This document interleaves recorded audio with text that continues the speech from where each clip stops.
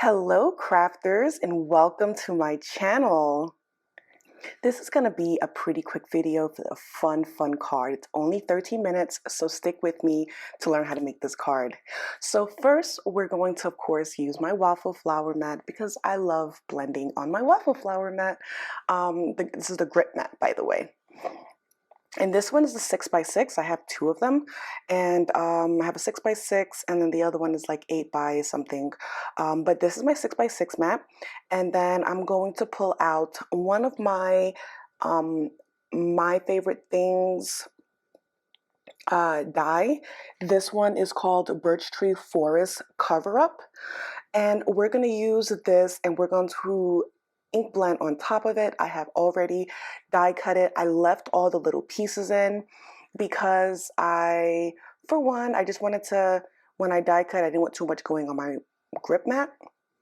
And then two, it just made it a lot easier to just grab it all off.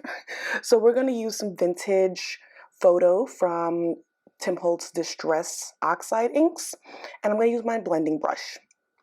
Now, when I am placing this on there, this is the light color, so I'm kind of just going to blend this all over. What I like about having the pieces in is that those little cut crevices areas ends up getting a darker color ink on there. I'm not sure if I'm explaining it right, but it kind of like adds that little contrast into the die cut, so kind of bringing out those edges a lot better.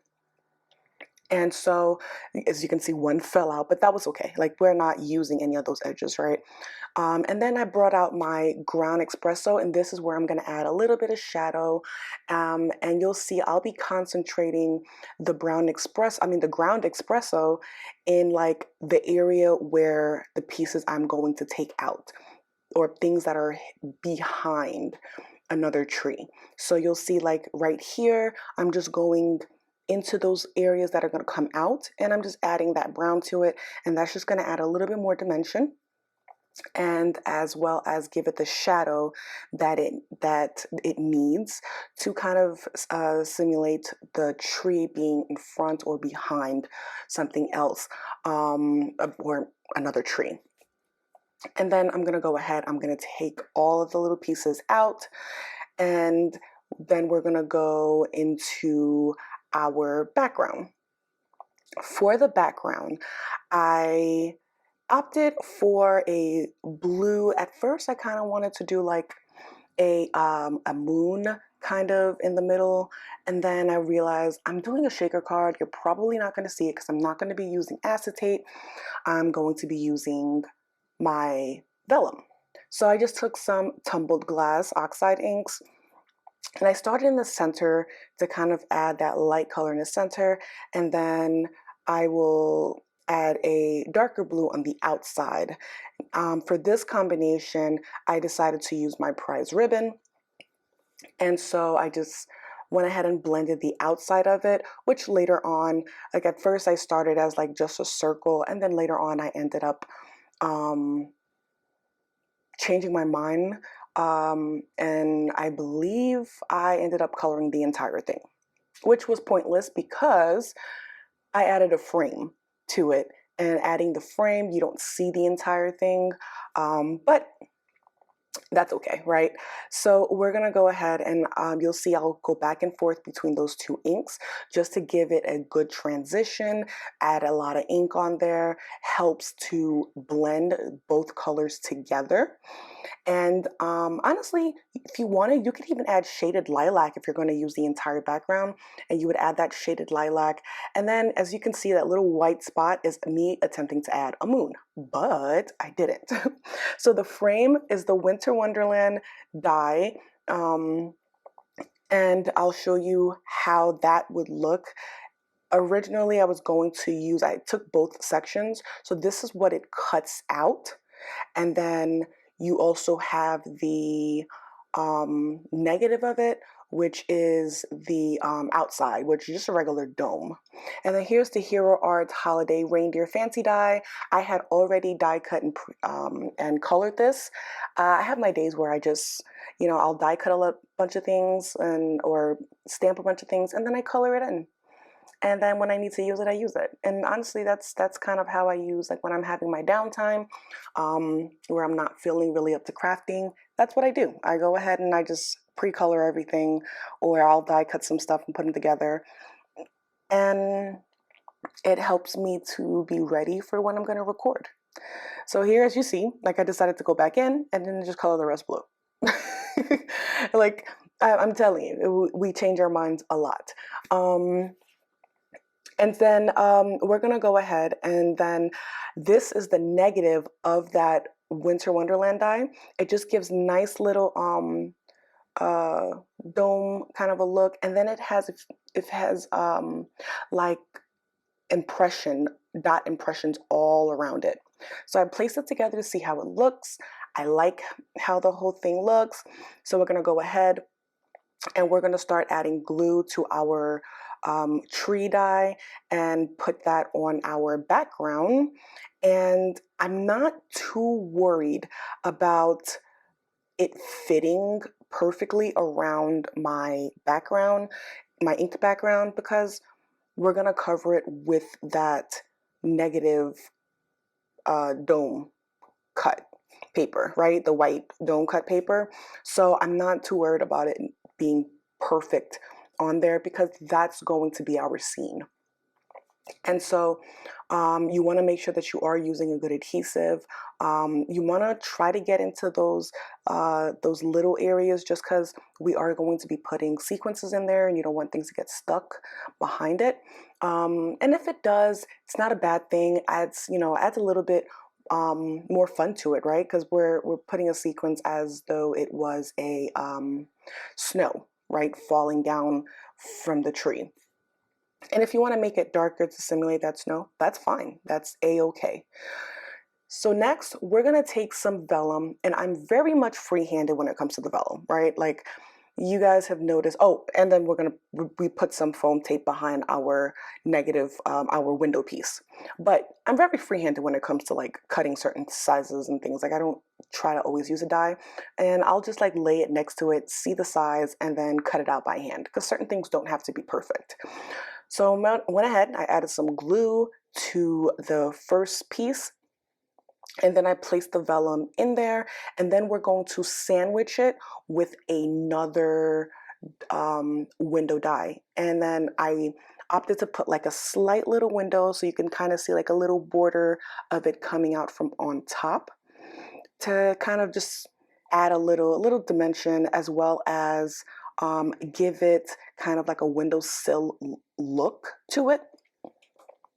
So I just added some glue. This is my Barely Arts Precision Glue, and then you'll see when I place it on there, it'll have like a little bit of a I don't know how to explain it, like a trimming of the background of the other one, the other window on top. See that? And so if you want it both to be the same size, you have two options. You can take two papers, place them together, put the die, and sometimes that'll cut through it. Second option is to just measure and make sure that you are placing it correctly. That's it. And then you're good. Or you can trace it out and then place another die, and then it should be the same size. So now I'm trying to see if that blue comes in a little bit more like a faded kind of a blue color to kind of simulate like a fog with snow. And then we're going to use some of my Trinity sequences. This one is actually called Shimmer Snowflakes. That's what it is, from Trinity Stamps. And then I'm gonna also add my little blue sequences that I had left over. But first I took all of the backing off of my foam tape, and then I added my sequences, and then I decided I wanted to add just a little bit of blue sequences that kind of like pop it out a little bit more when they are shaking the card. The blue sequences is from This Calls for Confetti. As you see, I just add a tiny bit, not too much. And then I'm going to place my background. I'm going to line it up as perfect as possible and place it down on my window. And then look how fun this looks, guys. Uh it's like a winter wonderland, right? Look at that. Look how cute. And I love the little blue pieces, kind of help stand out. Looks like snow, and the shakers are moving great back there. And as you see, like it's stuck, some of the pieces are stuck on the tree. That's fine, right? It's okay. We're gonna place our reindeer right in front of our window. We're not going to pop it up. I'm just gonna add glue and place it down on top of my window to kind of um, help it to stand out. We don't want to use foam tape because it's just going to make it pop up more. And for the sake of shipping, if you're going to mail it, hand deliver it, then yeah, if you like to pop it up, you can.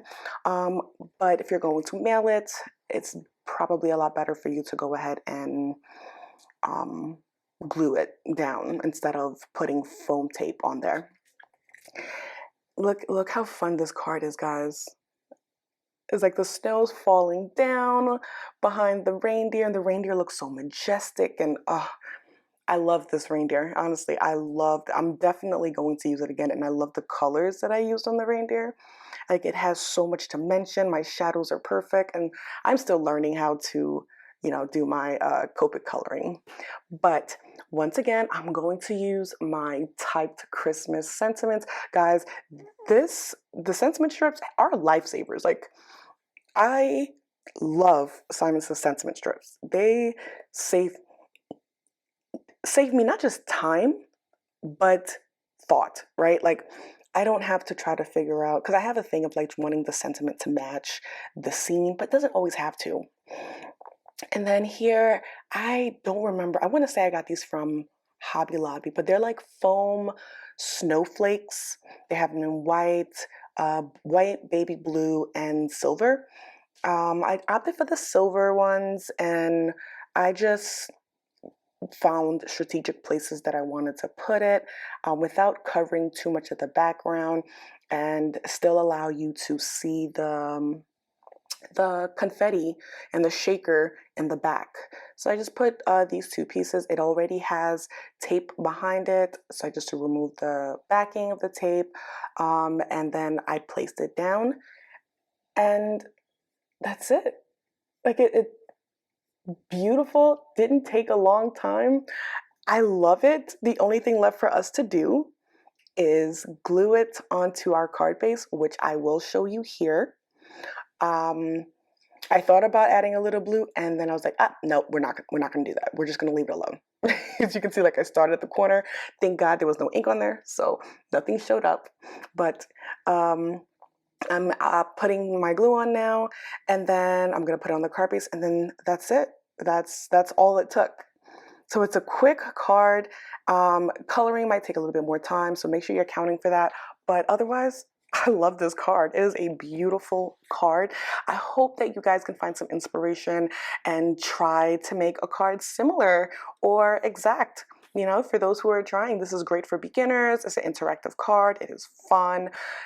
It was honestly a breathtaking moment. Like I was like, oh, this is perfect. I hope you guys enjoyed the content of my video. Please like and subscribe to my channel. This helps my channel grow, and I hope to see you guys next time.